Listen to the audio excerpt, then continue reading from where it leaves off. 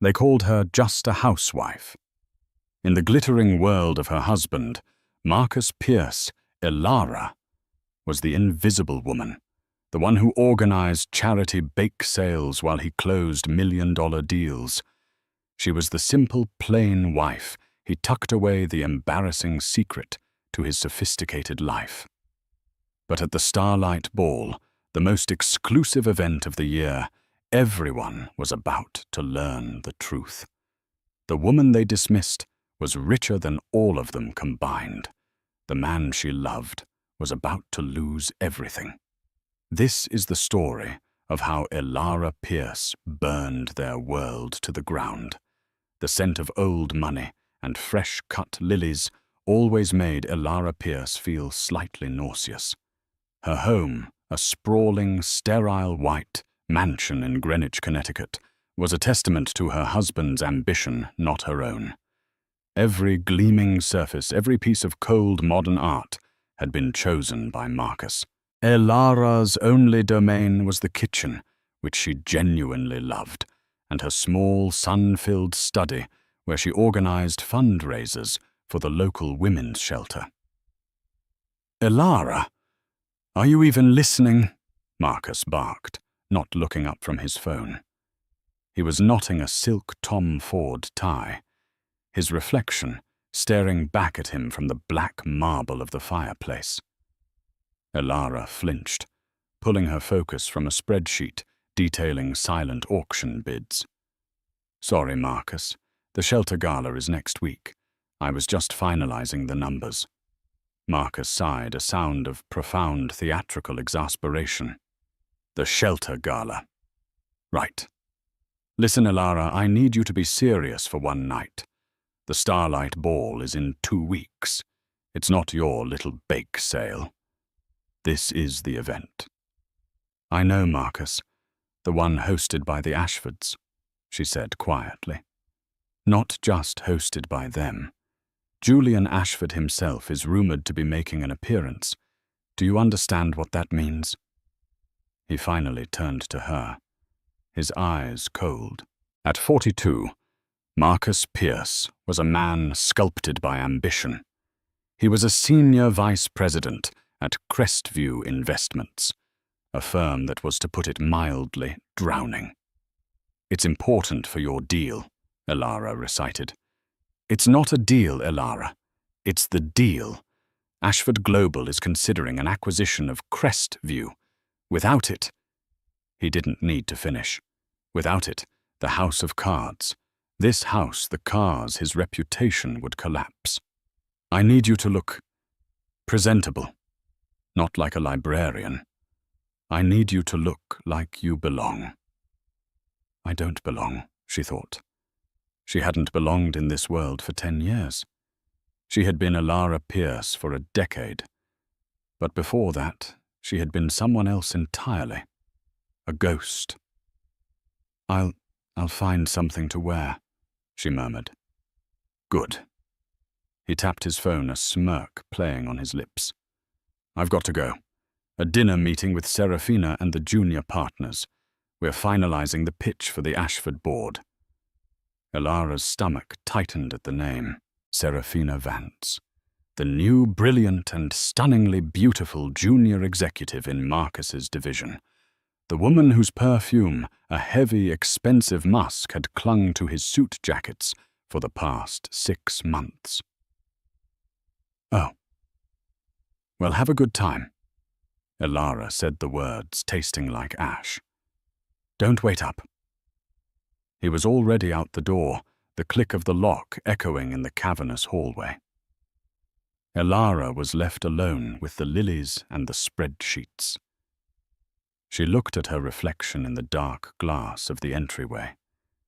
She saw a woman of 32, with kind eyes, simple brown hair, pulled back in a clip, and a plain cardigan. She saw just a housewife. But as she stared, another face stared back. A memory of a girl with fire in her eyes, standing on the deck of a yacht off the coast of Monaco. A girl who had been told she would one day rule the world. She shook the memory away.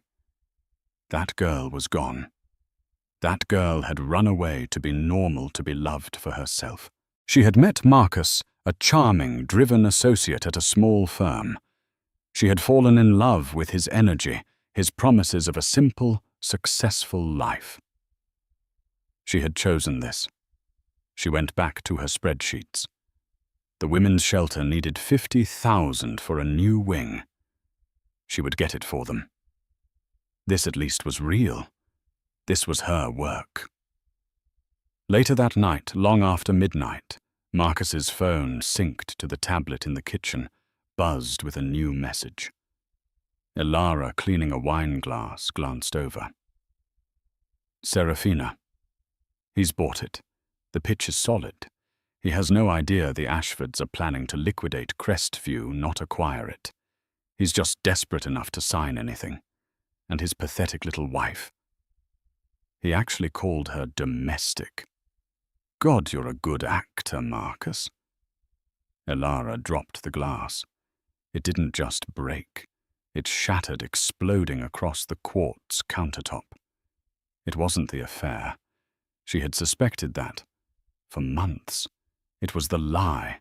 It was the contempt. Pathetic little wife. Domestic. And liquidate. Marcus wasn't trying to save his company. He was trying to secure a golden parachute for himself, selling his partners and his wife down the river for a payout from the Ashford deal. She stared at the shattered glass, and for the first time in 10 years, the face of the girl on the yacht didn't fade away. It smiled, a cold, sharp, dangerous smile. The following week was a blur of forced smiles. Elara played the part of the supportive, oblivious wife. She cleaned the shattered glass, bandaged the small cut on her hand, and said nothing. She watched Marcus practice his pitch, a performance of desperation masquerading as confidence. He was a man acting out the final scene of his own tragedy, and he didn't even know it. The official invitation for the Starlight Ball arrived. It was not paper. It was a half-inch thick slab of engraved acrylic, delivered by a courier. The Ashford family crest, a golden griffin clutching a key, was embossed at the top. "Look at this, Elara," Marcus said, holding it up to the light. "This is it. The Metropolitan Museum of Art, the entire Egyptian wing. They say the Ashfords donate 8 figures just to close the museum for the night." "It's impressive," Elara said, her voice carefully neutral. She knew the crest. As a child, she'd had a signet ring with the same griffin. She'd thrown it into the Seine the day she ran away. "Impressive isn't the word," Marcus scoffed. "It's power. And I need you to look the part. I mean it, Elara." He pulled a black credit card from his wallet. Not his usual one, but a sleek, heavy card with no name, only a number. "This is the corporate emergency card. Go to Bergdorf's. Go to Saks. I don't care. Buy a dress. Buy jewelry. Just, for God's sake, get your hair done. Don't look like you're going to a PTA meeting." The insult which would have stung her a week ago now felt clinical. She took the card. "All right, Marcus. I'll take care of it." "Good. Serafina is helping me with the final presentation. She actually knows some of the junior board members. She knows how this world works. She knows how you work," Elara thought. The next day, Elara went into Manhattan. But she didn't go to Bergdorf's. She walked down Fifth Avenue, feeling the city's energy, a current she hadn't allowed herself to feel in a decade. She passed the grand fortress-like building that was the U.S. headquarters of Ashford Global. A massive, polished brass A hung over the granite archway. She paused, looking at her faint reflection in the brass. She didn't go inside. Not yet. Instead, she went to a small, unassuming coffee shop in the West Village, one she used to frequent. She ordered a black coffee and sat. She was waiting. Meanwhile, in a glass-walled conference room in Midtown, Serafina. Vance was lounging on Marcus's desk, one Louboutin heel swinging lazily. She actually took the credit card. Serafina laughed, a sound like ice cubes in a glass. God, she's so predictable. What do you think she'll buy? Something beige, I bet. Something with a sensible neckline. It doesn't matter, Marcus said, massaging his temples, as long as she doesn't embarrass me in front of the Ashfords. Oh, sweetie, she's going to embarrass you. Serafina purred, sliding off the desk and walking behind him, her hands kneading his shoulders. But that's the point, isn't it? When you finally leave her after your big payday, everyone will understand. They'll say, well, look at her. Can you blame him? The deal first, Sarah. Then we can talk about that. The deal, Serafina agreed. I've double-checked the liquidation clauses. The moment Julian Ashford's representative signs the holding company, transfers the funds to your private account in Zurich. Crestview's other partners will be locked in a bankruptcy proceeding for years. But you'll be on a beach with me. And what about old man Ashford? You're sure he won't be there? You're sure it's just his lawyers? Julian Ashford hasn't been seen in public in 5 years, Marcus. He's a recluse, a ghost. He's probably hooked up to a machine somewhere. His lackeys run everything. And those lackeys, my darling, are very, very predictable. Marcus leaned back, closing his eyes, as Serafina's fingers brushed his neck. Good, because in 1 week I'll be free. Across town, Elara's phone vibrated. A text message with a single word, here. Elara stood up, leaving her coffee untouched. She walked out of the shop and into a black Rolls-Royce that had pulled silently to the curb. The door was opened by a man in a dark suit. It's good to see you, Miss Elara, the man said, his voice thick with a quiet, respectful relief. It's good to see you too, Benjamin, she said. The man was Benjamin Reed, chief counsel for the Ashford family, and the one person on earth who knew her as anything other than Mrs. Pierce. The interior of the Rolls-Royce was silent, the chaos of New York City reduced to a muted film outside the tinted windows. It smelled of old leather and his grandfather's faint, familiar scent of cedar. How is he? Elara asked, her voice tight. It was the first question she had asked in 10 years. Benjamin Reed, a man whose face was a road map of loyalty and concern, turned to her. He is fading, Miss Elara. The doctors say it is a matter of months, perhaps only weeks. He has one last wish. To see me, Elara whispered, looking down at her hands. Hands that baked bread and weeded gardens, not hands that signed billion-dollar contracts. To make you safe, Benjamin corrected gently. To restore what is yours. He has never stopped searching for you, not for one day. When you vanished from Paris, he nearly tore the world apart. I know, she said, guilt and old anger mixing into a bitter cocktail. I couldn't breathe, Ben. The expectations, the Ashford name. It was a golden cage. The arranged marriage he was planning. I would have rather died. He knows that now, Ben said. He's an old man, Elara. He's not the tyrant you fled. He's just a grandfather who wants to know his only heir is safe before he goes. Elara processed this. How did you find me? We've had leads for years. We knew you were in the US, but you were clever. New name, no credit cash jobs for the first few years. And then you married Marcus Pierce. Ben's face darkened. We've been monitoring him for 6 months, ever since his firm Crestview opened negotiations for the Ashford Global acquisition. Elara's blood ran cold. You knew he was trying to make this deal. Yes, we were perplexed. He was negotiating against your interests, using his marriage to you, which he clearly doesn't understand, as a minor social leverage point. But then 6 weeks ago, the nature of the deal changed. He began colluding with her, Miss Serafina Vance. He's not being acquired, is he? Elara asked, her voice flat. No, Miss Elara. Ben said, his tone grave. He is being played.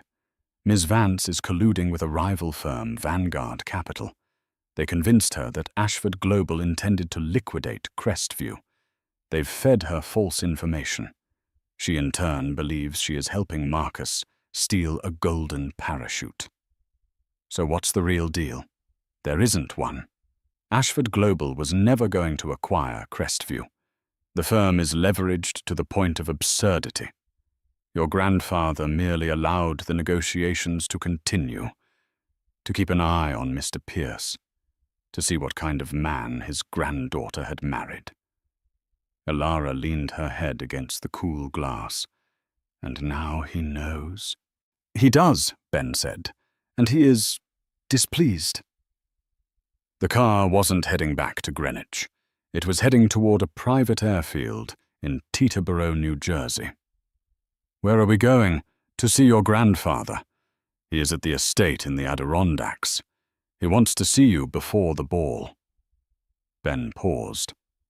Elara, the Starlight Ball is not just a party this year. It is your introduction. Your grandfather plans to formally announce his retirement and name you as his successor, as the matriarch and CEO of Ashford Global. Elara's heart hammered against her ribs. CEO. Matriarch. These were the words she had fled. I can't, Ben. I'm a housewife. I organize bake sales. I haven't looked at a balance sheet in a decade. Benjamin Reed smiled, the first genuine smile she'd seen. Miss Elara, you were educated at MIT and INSEAD. You speak 4 languages. You interned at the Rothschild Bank in Zurich. You single-handedly restructured your boarding school's endowment fund at the age of 17. The only reason you are a housewife is because you are brilliant enough to act like one. Your grandfather knows this. I know this. The only person you've managed to fool, it seems, is your husband. He reached into his briefcase and pulled out a simple, elegant file. This is the dossier on Marcus Pierce, and Ms. Vance, and Vanguard Capital. Everything. Your grandfather believed. You might want to read it, to understand the game before you play your hand. Elara opened the file. The first page was a wire transfer confirmation, from Marcus's account to a private account in Serafina's name. The second was a transcript of the phone call from last night. She read. And as she read, the housewife, Elara Pierce, the woman who worried about PTA meetings and beige dresses, quietly and completely evaporated. The woman who was left. She was an Ashford, and she was furious. The Ashford estate in the Adirondacks was not a house. It was a territory. A sprawling Gilded Age great camp, built of massive timbers and local stone. It sat on its own private lake, surrounded by tens of thousands of acres of pristine forest. The camp was named Griffin's Ledge. It was where Elara had spent her summers as a child, before her parents' death in a plane crash had made her the sole heir. The helicopter landed on a wide granite pad. Benjamin Reed escorted her to the main lodge. Julian Ashford was waiting for her, on the porch, wrapped in a blanket in a large wheelchair, an oxygen tube clipped discreetly to his nose.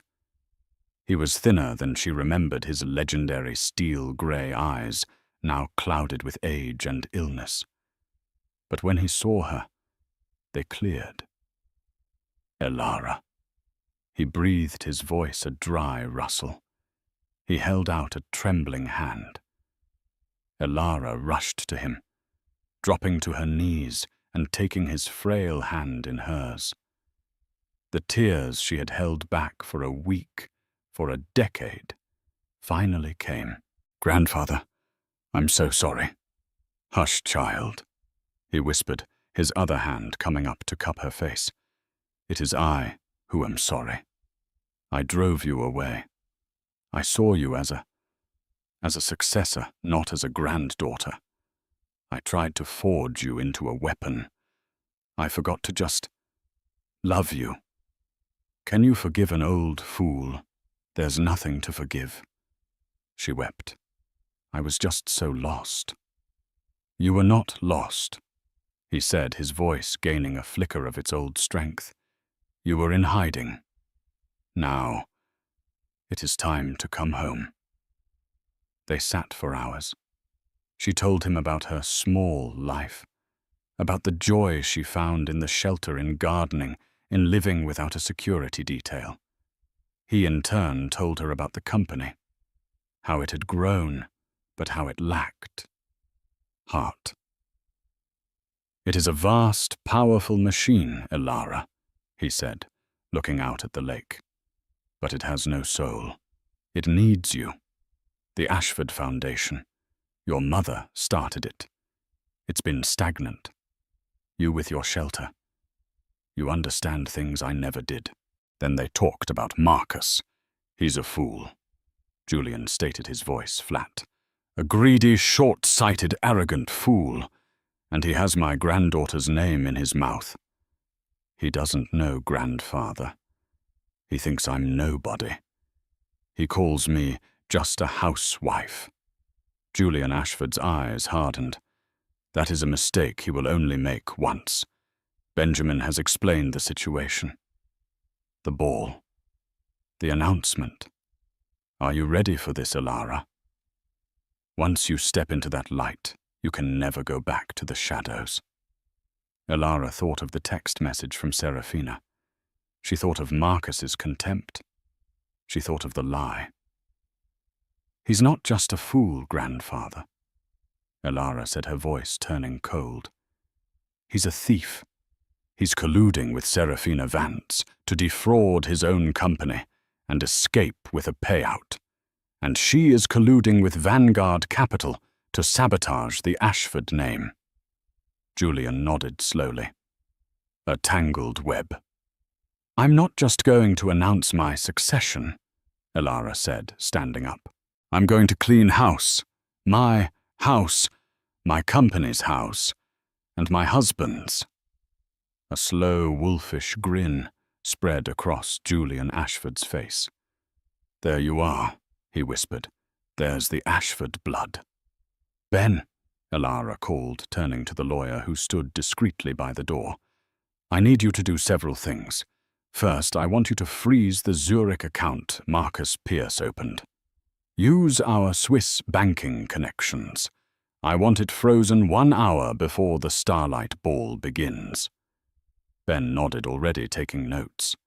"Second, I want you to call the SEC and prepare a whistleblower report on Vanguard Capital for stock manipulation using Ms. Vance as an unregistered agent. Time the submission for 900 p.m., the night of the ball. Consider it done. Third, I need a dress." Ben looked up confused. "A dress, Miss Elara?" "Marcus gave me his corporate card to buy a dress at Bergdorf's," she said, a wicked glint in her eye. "I want to use it. I want to buy the most obscenely expensive, garish, awful dress they have. Something beige and sensible." Ben looked utterly bewildered, but Julian Ashford burst into a rare, rumbling laugh. "And," Elara continued, "I want my dress, the one Mother commissioned for my 21st birthday, the Dior gown. Is it still in the vault?" "Of course, miss," Ben said. "Have it flown to New York, and call my mother's team, the stylist, the hair, the makeup, and Harry Winston. Tell them the Griffin is returning." Elara spent 2 more days with her grandfather, poring over the company's financials, absorbing the last 10 years of business. It was like a dormant language she suddenly remembered how to speak. She wasn't just a housewife. She was a genius. And she had been bored for a very, very long time. When she returned to the sterile Greenwich house, Marcus was there fuming. "Where the hell have you been?" he yelled. "I've been calling you for 2 days." Elara walked past him, carrying a large, obnoxious Bergdorf Goodman bag. "I was at a spa," she said calmly. "You told me to get presentable. I got presentable. A 2-day spa trip. Without telling me the ball is tomorrow night. Elara, I'm aware." She pulled the dress from the bag and held it up. It was a monstrosity. A high-necked, long-sleeved, shapeless sack of a dress in the most depressing shade of beige. Marcus stared at it in horror. "What is that?" "It's Chanel," she lied. "The saleswoman said it was very sophisticated. It cost $20,000. Marcus's eye twitched, but he'd seen the charge on his corporate card. 20,000. For that, it's fine. Whatever. Just do something with your hair. Please, I'll see you tomorrow. I'm staying in the city tonight with Serafina to do final prep." "Of course, dear," Elara said, her smile perfectly sweet. "You go focus on your deal. I'll just see you at the museum." He slammed the door. Elara looked at the beige dress, then tossed it into the fireplace.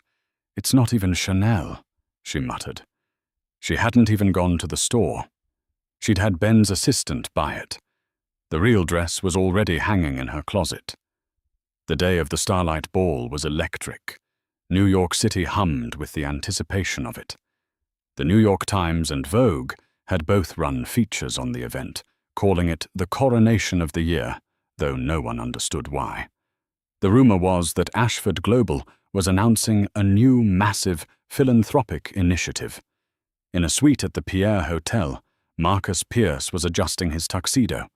Serafina Vance, in a crimson backless gown, was sipping champagne. "Tonight's the night," she toasted, clinking his glass. "By midnight you'll be a very rich man, and I'll be the woman who made it happen." "To us," Marcus said, his nerves fraying. "You're sure the transfer will go through? The moment the Ashford representative signs the acquisition papers, the liquidation clause is triggered. The funds route through 3 shell corporations and land in Zurich. By the time the SEC even smells a rat, we'll be in Turks and Caicos." "What about Elara?" Marcus asked, a flicker of something. Not guilt, but annoyance. "What about her?" Serafina scoffed. "She'll be humiliated, broke and divorced. She'll go back to whatever suburban hole she crawled out of. She'll be fine. She's a housewife, Marcus. They're resilient." Marcus nodded, straightening his bow tie. "You're right. She'll be fine." He looked at his watch, 6:00 p.m. "The car is here. Let's go make our entrance." Across town, in a different kind of silence, Elara was undergoing her own transformation. The house in Greenwich was empty, save for a team of people who moved with quiet, practiced efficiency. This was the Ashford team, the people who had served her mother. Her hair, once a simple brown, was now a rich, deep chestnut, styled in elegant, powerful waves that fell over one shoulder. Her makeup was flawless, not heavy, but definitive. Her eyes, once soft and kind, were now sharp and assessing, lined in a subtle black. She was not the woman who had left this house. Then she put on the dress. It was not a dress, it was armor. A custom Christian Dior gown commissioned a decade ago and held in storage, it was timeless. It was made of a deep sapphire blue velvet that seemed to drink the light. It was cut with an aristocratic severity, long sleeves, a high collar. but it was fitted perfectly to her body, hinting at a strength Marcus had never bothered to see. And then the jewelry. From a Harry Winston velvet case, Benjamin Reed lifted the Ashford necklace, a staggering river-like cascade of blue and white diamonds, culminating in the griffin's heart, a flawless 100-carat blue diamond. "Your mother wore this," Ben said quietly. Elara nodded, her throat tight. She fastened the matching diamond earrings. She was no longer Elara Pierce. She was Elara Ashford. Her phone buzzed. It was a text from the private security team Ben had assigned to her. "Security Mr. Pierce and Miss Vance have arrived at the Met. They are on the main floor." Elara stood. "It's time." "One more thing, miss," Ben said. He held out a small, velvet-lined box. Inside was the signet ring she had thrown into the Seine. The gold griffin. "How? Your grandfather had divers search for it for 6 months. He always knew you'd come back." Elara slid the ring onto her right pinky finger. It was a perfect fit. "Let's go," she said. Back at the museum, Marcus and Serafina were working the room. The Egyptian wing of the Met was breathtaking, the Temple of Dendur, serving as a backdrop. Waiters offered champagne and caviar. "There," Marcus whispered, nodding toward a group of men in severe suits. "That's the Ashford board. That's it, Sarah. That's our target." "Easy, darling," Serafina said, smoothing his lapel. "Let them come to us. We're the hot new commodity." As they mingled, a few of Marcus's colleagues from Crestview approached, their faces pale with worry. "Marcus," one of them, a man named David, said nervously, "my accounts are frozen. All of them. My corporate and my personal. Is something wrong with the firm?" Marcus felt a jolt of panic. "What, no? It's probably just a security glitch. The network gets jumpy before a big merger. But relax, David." Serafina cut in, her smile dazzlingly fake. "Have some champagne. Tonight is a celebration." Just then, Marcus's phone buzzed violently in his pocket. He looked at it, a fraud alert from his bank in Zurich. "Account frozen. Pending international inquiry." "No," he whispered. "No, no, no." "Marcus, what is it?" Serafina said, her smile faltering. "The account. It's frozen. They froze the account." "What?" Serafina's face went white. "They can't." How did they know? I don't know." "You," she hissed, grabbing his arm. "You did something stupid. You told someone. Did you tell your wife?" "What, no?" "She's too stupid to even understand. A Zurich account. Then who?" As panic began to grip them, a sudden, profound hush fell over the 3,000-strong crowd. The music stopped. The ambient chatter died. All eyes turned to the grand staircase. The silence in the great hall was absolute. It wasn't just quiet. It was a vacuum, as if all the air had been sucked out of the room. Marcus and Serafina, frozen in their private spiral of panic, turned with the rest of the crowd to see what had caused the interruption. On the landing of the grand staircase stood Julian Ashford. This alone was enough to cause a sensation. The man was a myth, a ghost. He hadn't been seen in public since the 2008 financial crisis. He was standing, albeit leaning heavily on a cane, not in the wheelchair they'd all assumed he was confined to. He looked frail, but his eyes, magnified by his glasses, swept the room with an ancient, undeniable authority. Beside him stood Benjamin Reed. "Ladies and gentlemen," Julian's voice boomed surprisingly strong, amplified by the museum's acoustics. "Thank you for joining me." Cameras flashed. The press, held back at the edges of the room, went into a frenzy. "He's here." Marcus whispered, his panic momentarily forgotten, replaced by a greedy awe. "He's actually here. This is bigger than we thought." "Shut up, Marcus." Serafina snapped her eyes, darting around, looking for an exit. "Something is wrong." "For 50 years, Julian continued, "I have been the steward of Ashford Global. I built it from my father's small shipping company into the entity it is today. But time as it must has come for me." A collective gasp. "Tonight I am here to do 2 things. First, to announce my immediate retirement as chairman and CEO." The room exploded in murmurs. This was the biggest news in the financial world in a decade. Who would take over the board was competent, but there was no clear successor.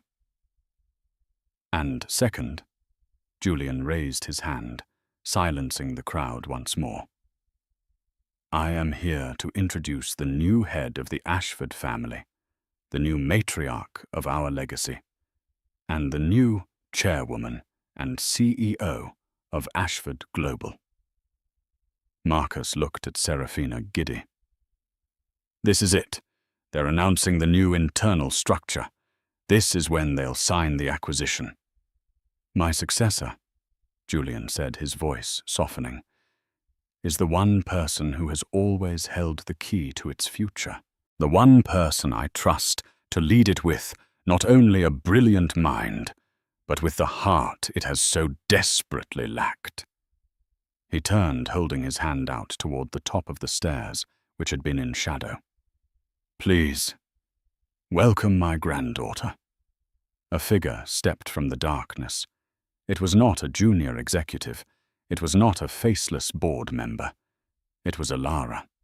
She descended the stairs not as a housewife, but as a queen. The sapphire dress seemed to pull all the light in the room onto her. The griffin's heart diamond at her throat flashed with a cold blue fire. Her gaze was not nervous or shy. It was level assessing and utterly, terrifyingly cold. She didn't look at the crowd. She looked at only one person: Marcus. The sound Marcus Pierce made was not a word. It was a strangled biological noise, the sound of a man's entire reality collapsing in on him. He dropped his champagne flute. It shattered on the marble floor, but no one heard it over the thunder of 1,000 camera flashes. Serafina Vance was frozen. Her perfectly painted red lips were parted in a silent O of horror. Her mind, usually so quick, so calculating, simply could not process what she was seeing. The mousy beige woman she had mocked was wearing the Ashford diamonds. That's not," Serafina stammered. "That's impossible." Alara reached the bottom of the stairs. She walked past the stunned board members, past the billionaires and politicians, and stood beside her grandfather. She kissed his cheek, then turned to the microphone Benjamin Reed held for her. She looked out at the sea of stunned faces, and then her eyes landed on Marcus and Serafina. She gave them a small, tight smile. It did not reach her eyes. "Good evening," she said. Her voice was clear, crisp, and carried the effortless authority of someone who has never had to raise it to be heard. It was not the voice of the woman who organized bake sales. "My name," she said, her gaze locking with Marcus's, "is Alara Ashford. For 10 years, many of you knew me, if you knew me at all, as Alara Pierce, just a housewife." She let the words hang in the air, a public accusation. The crowd shifted, sensing the blood in the water. "I chose that life," Alara continued, "to see if I could live and be loved for who I was, not for what I was worth. I wanted a normal life. I wanted to build something real." She paused. "It was an informative experiment. Elara. Marcus took a step forward, his hand outstretched, a ghastly, pleading smile on his face. Darling, what is this? This is a joke, right? A surprise. Elara looked at him. The entire room watched as the new CEO of Ashford Global regarded the man. It was the look a biologist might give a specimen under a microscope. A surprise. Yes, I suppose it is, Marcus. She turned her gaze to Serafina. And for you too, Miss Vance. Serafina's phone buzzed. And again. And again. She looked down. News alerts. SEC launches formal investigation into Vanguard Capital, CITES stock manipulation. Swiss authorities freeze Zurich accounts linked to Crestview investments. Serafina looked up, her face ashen, true animalistic fear in her eyes. As my first act as CEO, Elara said into the microphone, her voice resonating with cold power. Ashford Global is formally cancelling all negotiations with Crestview Investments, effective immediately. No, Marcus shouted, lunging forward. No, you can't. We have a deal, Elara, please. We can talk about this. Two Ashford security guards who had materialized silently from the crowd grabbed Marcus by the arms. Furthermore, Elara said, her voice cutting through his protests, Ashford Global is filing a civil suit against Mr. Marcus Pierce and Ms. Serafina Vance for conspiracy to defraud. And on a personal note, she looked directly at Marcus as he struggled against the guards. Mr. Pierce, you referred to me as your pathetic little wife. You conspired to sell my company's assets, assets you didn't even know were mine, to fund a new life with your mistress. You told me to buy a dress and look the part. Well, here I am. She gestured to her gown. This is a Dior. The necklace is Harry Winston. The company is mine. She turned to the guards. He is no longer my husband. He is no longer an employee of any Ashford interest. He is in fact a criminal. Please escort him from my property. Elara. No, you can't do this to me. Marcus roared, his civilized mask completely gone, revealing the desperate, terrified creature beneath. I love you, Elara. The guards dragged him out of the Temple of Dendur, his screams echoing off the ancient stone. The room was silent. Elara then turned her cool gaze to Serafina, who was shaking, cornered. Miss Vance, Elara said, your ambition is... Noted. You're fired. And I'd advise your consulting firm to review its ethics clause. Oh, and one more thing. The deal you thought you had with Vanguard Capital, it was a fake. You were colluding with them to defraud me. And they were colluding with someone else to defraud you. You were a pawn, Miss Vance. And now you're a liability. Serafina looked as if she'd been slapped. She turned and fled. Pushing through the crowd, her crimson dress a smear of color as she ran in humiliation. Elara watched them both go, her face impassive. She then turned back to the microphone and the stunned, silent audience. My apologies for the housekeeping, she said. She then smiled, a real warm smile that transformed her face. Now, shall we talk about the future of the Ashford Foundation? The crowd, after a beat of stunned silence, erupted into deafening, thunderous applause. The fallout was instantaneous. By 9:30 p.m., the heiress in hiding was the #1 trending topic worldwide. By 10:00 p.m., stock futures for Vanguard Capital had plummeted into the red. By 11:00 p.m., Marcus Pierce was in a holding cell booked for questioning. Serafina Vance was nowhere to be found. She had reportedly gone straight to her lawyer's office, her phone turned off. But Elara was not focused on the past. She was focused on the future. After her speech, a brilliant, passionate and detailed plan to refocus the $20 billion Ashford Foundation on microloans for women-owned businesses and shelters. Her bake sale work scaled globally. She had set the financial world on fire. She spent the next 2 hours in a whirlwind of conversations, not with fawning socialites, but with global leaders, bank presidents, and philanthropic titans. "Your mother would be so proud," said an elderly duchess, a close friend of her mother's. "She always said you were the cleverest of all." "A brilliant move, Ms. Ashford," said the CEO of J.P. Morgan Chase. "Restructuring the foundation's debt will free up 30% more capital. I'll have my team on a call with yours tomorrow." Elara moved through the room with a grace and confidence that felt to her like slipping back into her own skin. She wasn't acting. She wasn't Elara Pierce, or even Elara Ashford. She was, for the first time, simply Elara. She found her grandfather by the reflecting pool, watching the scene, a look of profound peace on his face. "You've started a war, child," he said, his voice proud. "I've finished one, grandfather," she corrected. "What they did, it was an infection. I just removed it." "And Marcus," Elara's face hardened for a moment, "he gets exactly what he's entitled to. Our prenuptial agreement, the one he insisted on, states that in the event of a divorce, all assets are split 50-50. Julian looked confused.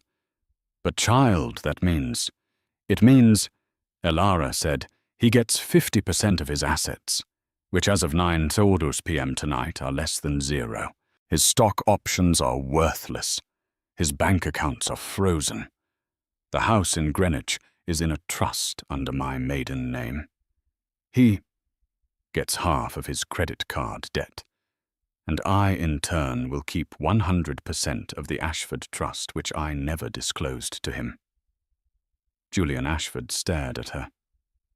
You planned this. The prenup. You knew." "I hoped, grandfather. I hoped I'd married a man who loved me. But I am an Ashford. I planned for the man he truly was." Her phone, a new one, issued by Ben, buzzed. It was her lawyer. "Ms. Ashford, Marcus Pierce is requesting to see you. He's at the 19th precinct. He's rambling, saying it's all a terrible misunderstanding. He's asking for you to post his bail." Elara looked at the phone, then at her grandfather. She smiled. "Tell him," she said, "to ask his mistress." She hung up and turned back to the party. The next morning, Elara did not wake up in the Greenwich house. She was in her family's penthouse apartment overlooking Central Park, a place that had been kept exactly as her mother had left it. She woke at 5:00 a.m. as she always did.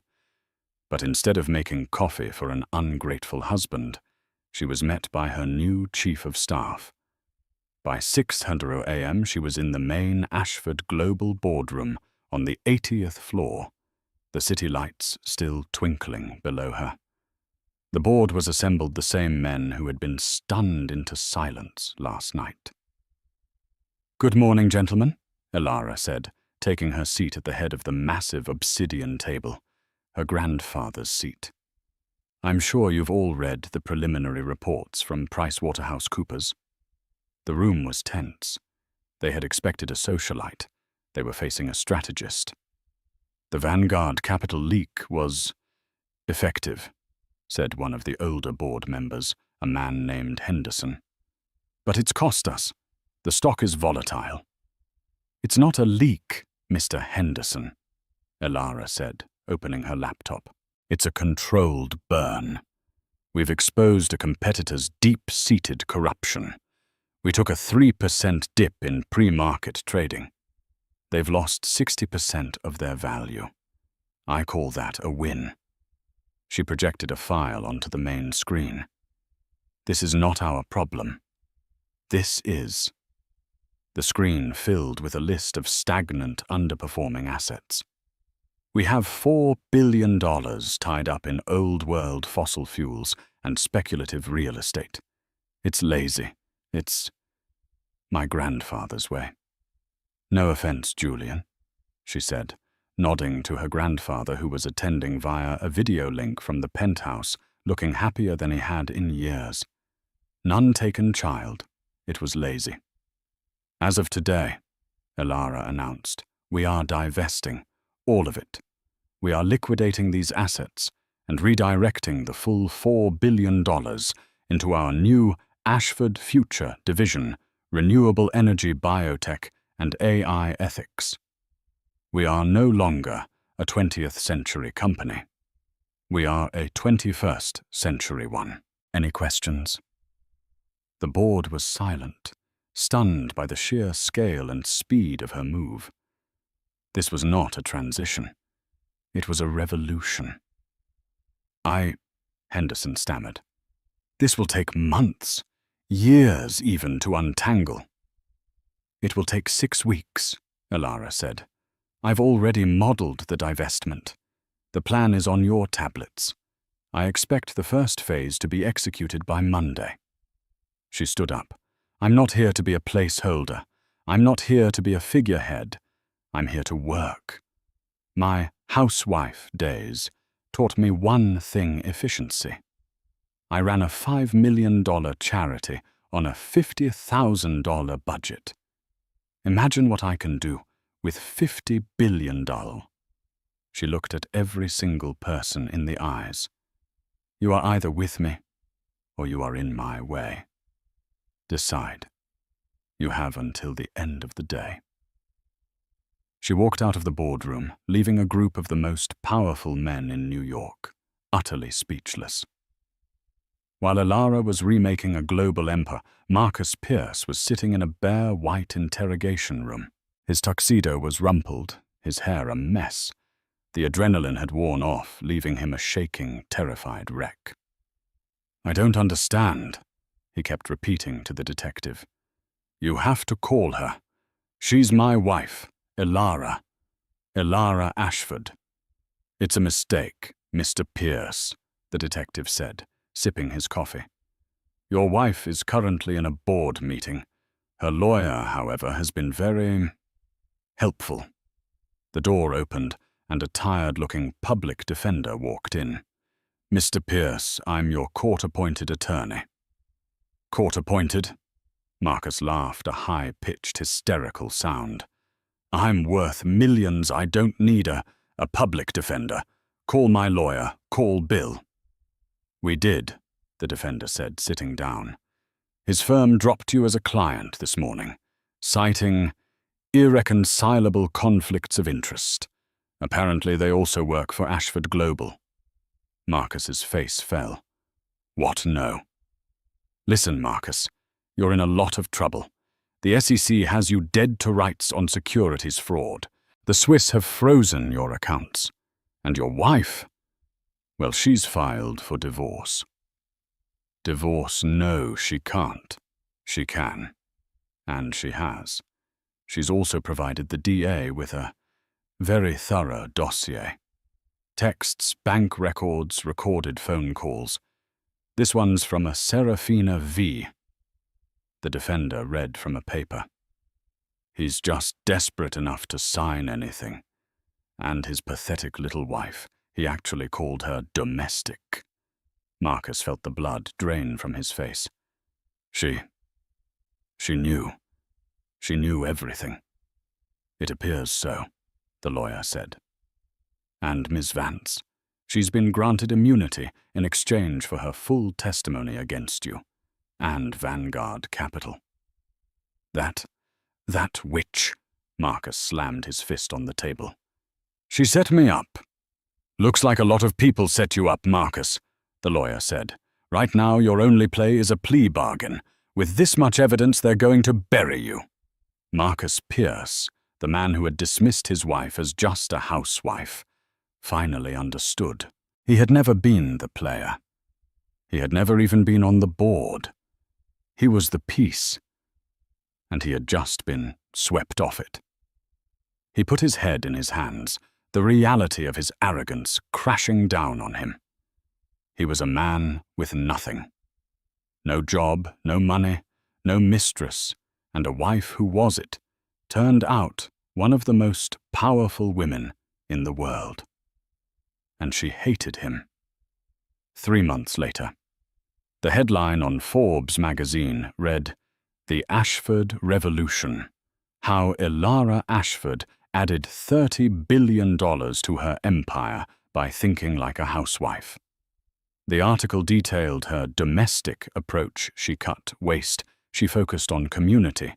The Ashford Foundation, she cleaned house, firing 40% of the redundant, overpaid C-suite executives, and she invested in the home, her $4 billion pivot to sustainable energy, which was already posting record returns.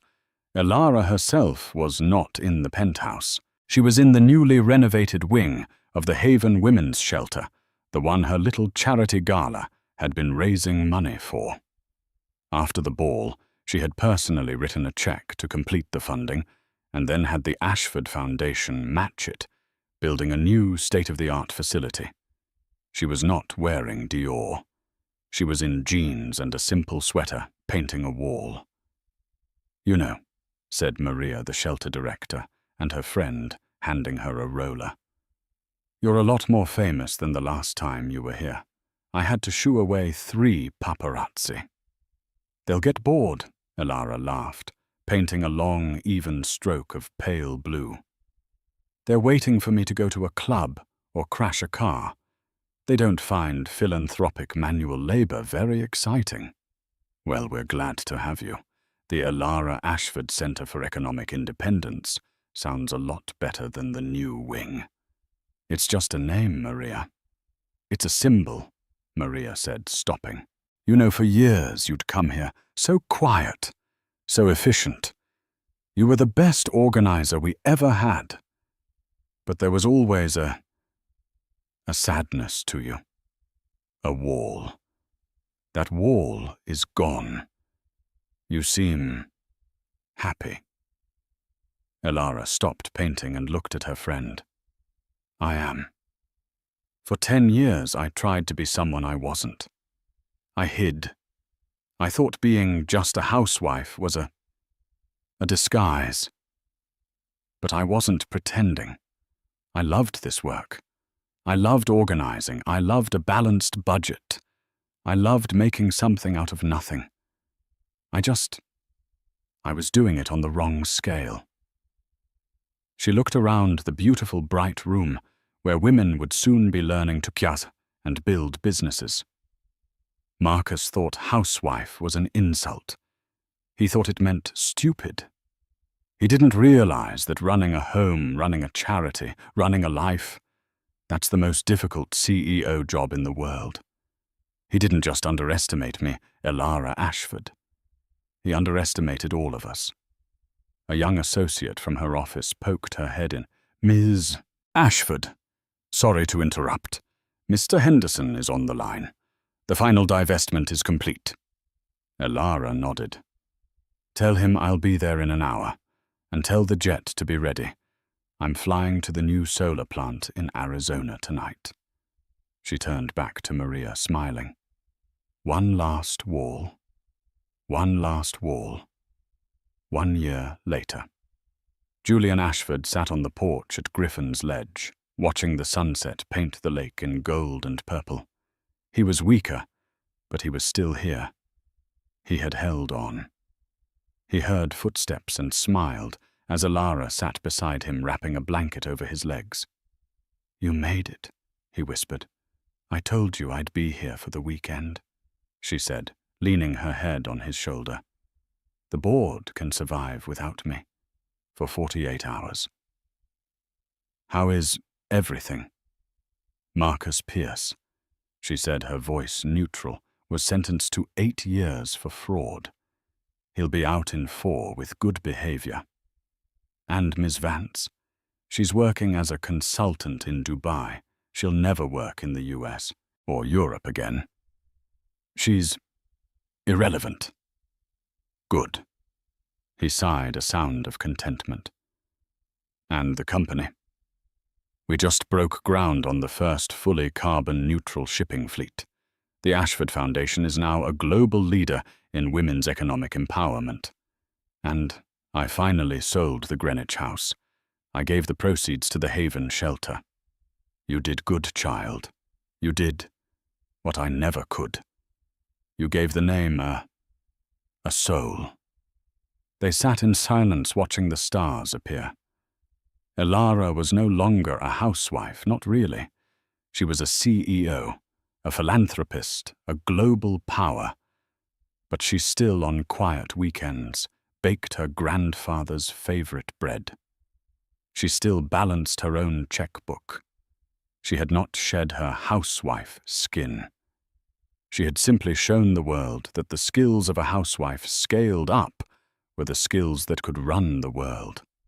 She had been called just a housewife as an insult, but she had turned it into a title of power, resilience, and quiet, unassailable strength. The woman who had been dismissed was now the woman who could not be ignored, and she was finally exactly where she was supposed to be. Thank you for listening to this story of karma revenge and the power of a woman who was dangerously underestimated. We've all felt invisible at times, dismissed by people who are too arrogant to see our true worth. Elara's story is a reminder that the quietest person in the room is often the most powerful. They're not just listening, they're planning. What did you think of Marcus's ultimate downfall? Was it an ending you saw coming? Let me know your favorite twist in the comments below. If you love stories where the underdog gets their ultimate revenge, please hit that like button, share this video with someone who needs a good story, and be sure to subscribe and ring the bell. You won't want to miss the drama we have coming up next. Thanks for watching.